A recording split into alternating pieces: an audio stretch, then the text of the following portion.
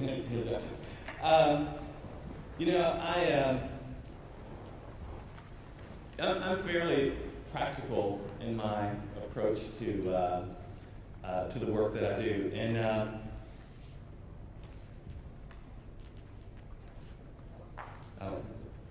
did something else. Okay. Anyway, so yeah, I'm fairly practical in my approach to what I do, and I, sometimes almost to the point of being simplistic. I remember an old friend of mine that I used to study philosophy with said something that always kind of kicks into mind when I talk about the simplicity that I try to reach with my work, was that he said that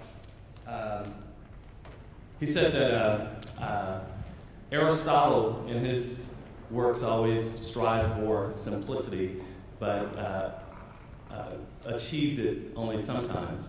And Immanuel Kant always strived for obscurity and achieved it all the time. And so I always think of myself kind of taking on the Aristotle approach of trying to be simple and keep things simple, because they have a tendency to get complicated anyway. And but the reason for this simplicity for me is that I try to get my time right. Yeah, I try to make work that is accessible, that engage broad audiences, because I think it's important for my work that there is that engages people and employs the creativity of people within a particular situation or community to engage their creativity in a process. So with that said, I have a fairly simple kind of strategy that I employ. I'm going to try to talk about what I do based on this simple strategy. The first part of that strategy, I think, is I always look for opportunities. And the second one is look at need. And the third one is there's an aesthetic consideration. And then the final one is participation and collaboration. Now, I know that order of things is something that different people come at from different angles, and and it's just the way that I work. But certainly the part about opportunity, usually most people wouldn't think of opportunity as being the first thing that comes to mind in developing a project. But for me, looking at opportunity is something that's real. It has an interesting perspective for me, because so often people approach dealing with community issues or issues within the city strictly from the perspective of need, and and that can kind of bog people down in terms of this kind of weightiness of the problems. And so for me, when you kind of flip it though, and you approach it though, you say, okay, well, there are needs out there, but put that aside and let's talk about opportunities. Once you can kind of approach it from the standpoint of opportunities, I think it gives a different light on what those needs might be. In fact, some of those needs might not even exist once you've identified relevant opportunities within a particular circumstance. But the other thing about looking for opportunity, the reason it becomes important to me is because that is the point in time when the process demands that you listen. And I think that's the most crucial part of doing community-based work, is figuring out how to listen and how to learn what things are relevant within the context that you're looking at. And so, I employ all kinds of listening strategies. I mean, we've over the years, everybody employs listening. Every city government, every planning group or whatever. There are community meetings, charrettes, surveys, and so on and so forth, which all of them work, and we have to employ them all. But I always try to look, as an artist, I have a kind of different freedom to explore things a little bit differently, and try to look a little bit deeper, and in different ways than the traditional nodes. And so, when I'm in Houston working and trying to listen and understand what's going on in our community there, you might find me at a domino table regularly, because I get more sense of what's going on in people's mind at a domino table than I ever would in a community meeting. I'm going to talk a little bit about a project that I worked on in Korea. That was, we had all kinds of community meetings, but the most important information I received were during the times I was taking hikes in the mountains with people, or having dinner in people's homes, that kind of stuff. So, I think we have to really think about that notion of how we get to the opportunities, how we find them. And listening is a key component in how we do that. We have to challenge ourselves to push the boundaries in terms of how we're accustomed to doing it. Then the question of need, though, that's the thing I always find really interesting, because every project is somehow connected to a need. And community activists or city officials or people that are in positions that are trying to make things better, they can identify what the needs are, and that's the first thing that kind of drives it, this need. And for instance, and it even happens with younger artists. I went to a little town in just outside of Pittsburgh recently with a young emerging artist who has the town's called Braddock, Pennsylvania, and she has a very powerful story, a powerful relationship with that town as a former resident there, and she's got so much energy, and she's so passionate about what's going on in her town, but the challenge that she has right now is to look beyond the needs. I mean, she knows that the environmental issues of this town needs to be addressed. She feels that there's a certain kind of political corruption that's happening in the town that needs to be addressed. There's the exploitation of the town that she's worried about that needs to be addressed. And it was interesting, because as we were talking, I just kept trying to get her to understand, trying to look at to flip it a little bit and start thinking about, well, where are the opportunities? Let's start looking for the opportunities and see how some of those needs might actually fold in and become a resource or an asset to the city, as opposed to being a problem from your perspective. And so that's always a big challenge to get people to flip out of the notion of need and think about opportunities. And then there's the aesthetic. Now, for artists, most artists would say, why would you, put aesthetics at, the tail end or, near the bottom of what you say your strategy is? Well, for me, because the work that I'm interested in producing relies so heavily on social and institutional collaboration and participation that, I feel like you have to go through a process through which the aesthetics can grow out of, and to really have a natural fit within the project. And so that's something that I struggle with all the time, though, because as an artist, aesthetics is something that's one of the top priorities that I have. But at the same time, when you're working with community groups or people that are not from the arts, then you have to kind of figure out how to balance that. So I'm gonna actually talk about 4 projects, and I'm going to try to relate them to the idea of opportunity and need, aesthetics, and participation. So the first one is Project Row Houses. Now, Project Row Houses was a perfect example of that, of a community group in the city identifying a need. I mean, there was this notion that there were all these dilapidated houses, and they were creating problems, and there was a need to deal with them and to try to get rid of them.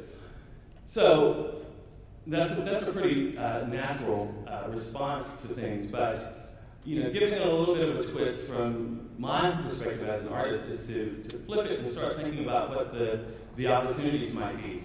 And that was something that challenged the city. The city had basically decided that the need was to get rid of these houses and replat the land and start over with new development. But in my kind of exploration of opportunities, listening and being a part of that community, as well as having access to other resources that were not connected to the community, although this artist on the left-hand side, John Biggers, who painted these little shotgun houses, was from that neighborhood, but he was not identified as an opportunity for providing the reclamation of this little block of shotgun houses. But once myself and other people were able to make that connection, just simply to this other artist's work and start telling the story a different way, it allowed us to reach, to identify other opportunities in the process to go even deeper, that ultimately ended up being informed in the process, impacting the aesthetics of what the project looks like, both on the left-hand side, seeing the original houses and how it actually impacts the new developments that we've been involved in. And also from a social standpoint, because we're always kind of at Project Horizons trying to work this balance between what is a private neighborhood and a public neighborhood, which we try to engage people from outside of the city, but still with the idea that it's a private neighborhood.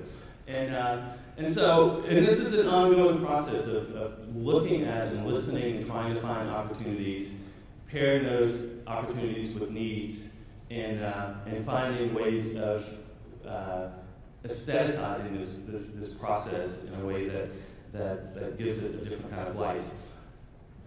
Now, the next project that I'm going to speak about is a project in Anyang, Korea, which is,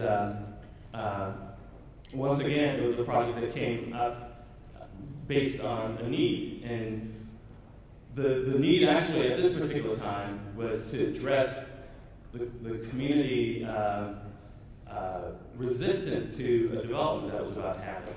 This neighborhood that is, this photograph is taken from a hotel room, but this whole little area here of the smaller houses is about 25 blocks of little 3 to 5 story buildings. And what the city had planned to do, and their plan is that within a 5-year period, it would be transformed to this. And so but there was this issue of, how do you deal with the community that has a problem with this? And so, exploring and looking at this community and trying to get a sense of what it was or what it is, you could just see the vibrancy of what was going on here. But there was protests. I don't know if anyone here reads Korea, but apparently this is a protest sign here of the protesting the mayor's development. And so the big question though for people in the community when I met with them was they had a clear sense of what the need was from their perspective, and the city, of course, had a clear sense of what the need was from their perspective. They wanted to develop, and the community felt like they were being pushed out. And there were a lot of issues around housing, but I was attracted to the issue of business, of small businesses, because this area is will be so impacted. The small businesses will be most impacted to me in this whole development process.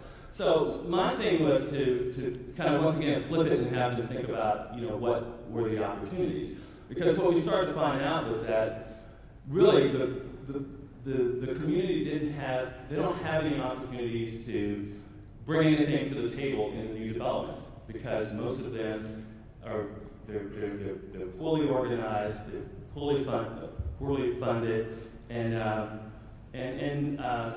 in pretty tough conditions. So there's no way to kind of move them from where they are into these new developments.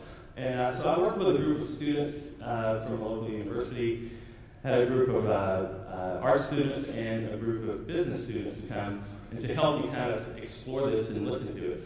Listen to what was going on and figure out how we could, kind of find some opportunities to offer. And, the students were very methodical in their process, and they were almost kind of clinical of looking at these businesses and giving analysis of it.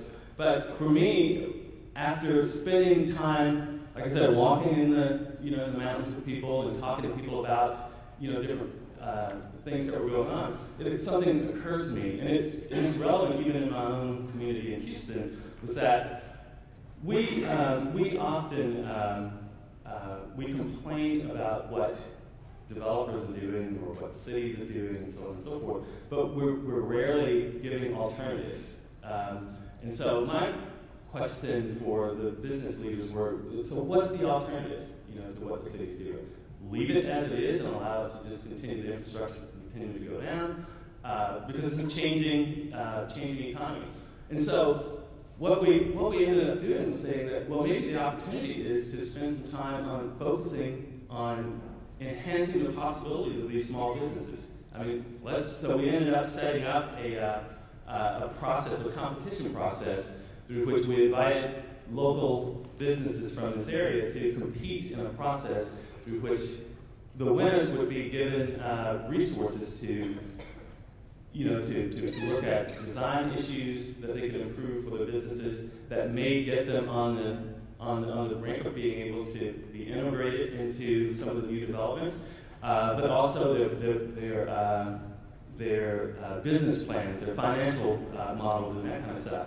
And so, these students worked really hard with these businesses and actually came up with very interesting possibilities for the winners. In fact, this is a student. This was one of the winners of the project, which was a little tofu shop that ended up getting a nice renovation and a whole new kind of business plan and approach. And the idea behind this, though, was to figure out how to give the city an opportunity to not be the enemy of the community, but to be a participant within what it's doing. So the process of getting the city to buy in was very, very challenging and slow and almost non-existent. But one of the promising things was that a state agency came into this process, and while I had a small budget to give the winner, I think it was $18,000 contribution to their business, and the state agency came in later to enhance the project, in which they allowed us to add 4 additional winners into this process, and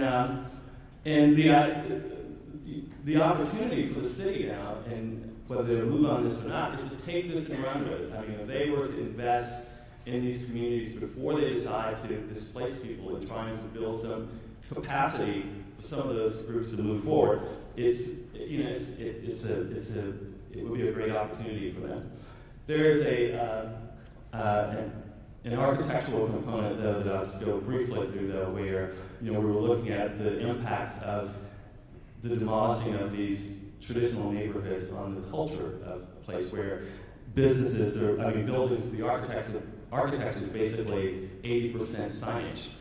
And so we start looking at, what kinds of things would happen, if you take away, the signage, and what does it leave for the identity of a community in their culture. So we kind of played around with these different things of, taking away the signs or taking away the buildings, and what would happen with those just from a purely design perspective. But these were some of the winners of the design competition, and we set up something that's called Small Business Big Change, which is set up as a business resource center that could carry the project forward. Students, did a lot of kind of design work with these winners to help them rethink about their marketing strategies and different kinds. There's also one of the things about Korean culture and the way that they market with the characters of the letters. They don't use a lot of narratives in their advertisement. And so we tried to kick some of that in the process, and then we the the project kind of culminated in this outdoor center, small business center that basically showed the product of these new business models, business plans for these community groups. Now, I'm going to switch quickly and go to another project that I worked on in Amherst, Massachusetts with an artist, Wendy Ewald, who Wendy asked me to come up and help her look into doing a project with her students at Amherst College. And the first part of that project was assigning the students to go into the community to listen and figure out, where the opportunities are. And one of the things that they came back with was a strong interest in time banks that a lot of them happen in the Northeast. And so we decided that we would try to explore a time bank model, building a relationship between students at Amherst College and a senior housing facility that was nearby. And what was interesting about it, though, was that we moved away from the traditional time bank model, which kind of try to quantify itself in terms of hourly segments, 1 hour equals 1 hour. We got away from that because the whole notion of measuring time that way in terms of time as gifts is really challenging. It's hard to figure the balance between someone who is a doctor who gives an hour's worth of time, or someone who's mowing the lawn for an hour's worth of time. But also, as a friend of mine in Houston, a mentor of mine, Jesse Lott, was saying to me the other day when we were talking about this project, and he said, it's like, forget about the measuring of time, particularly if you're talking about getting people to give time as a gift, because time is one of those things that if it's purely about a gift, you can't put a value on it. I mean, there's no amount of money that can buy time, because once it's gone, you can't buy it back. He said that if that was the case, then rich people would live for a long time, because they save all the money to buy that time at the end. But anyway, but this project was something that was set up there, and I'm still exploring and kind of pushing it to see how far I can kind of take it, because now we're trying to develop it further and find some technology to enhance the workings of the banking system, because we've realized now that there's an opportunity for housing authorities to adopt this kind of model, because one of the big problems that housing authorities have right now is tracking volunteer hours of their residents, or encouraging them to give volunteer hours to justify their subsidy.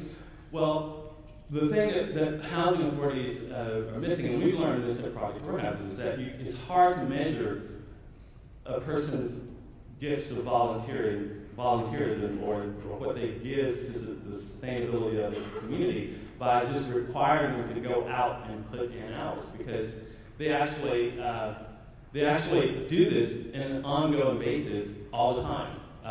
People are always babysitting for each other and doing different kinds of activities.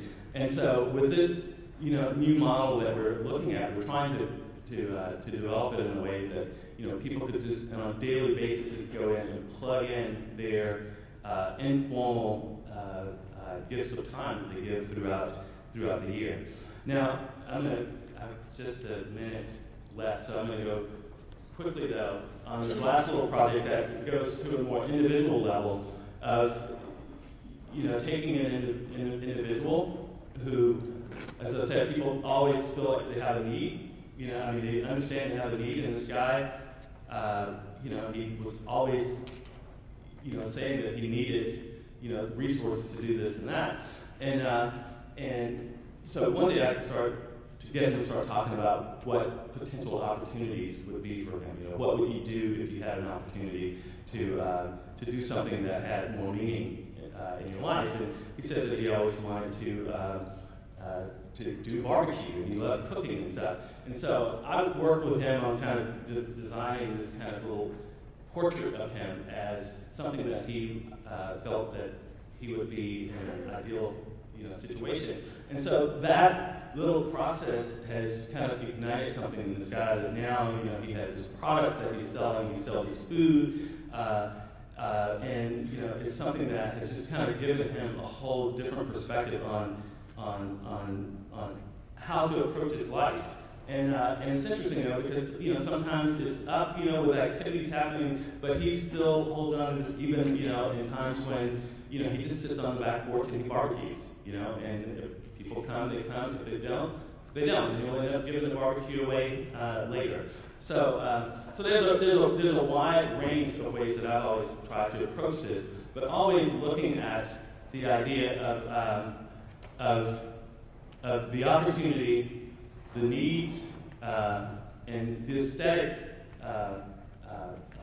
component of it, but none of those things would make any sense if it wasn't for participation and collaboration.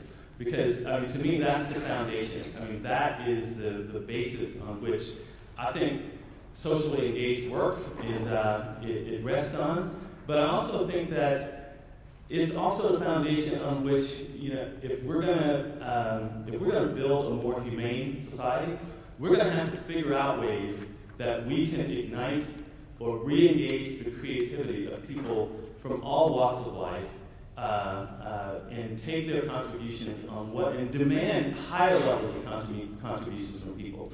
And I think that the way that happens, though, and the way that we unleash that creativity is through socially engaged projects that demands participation and collaboration. Thank you.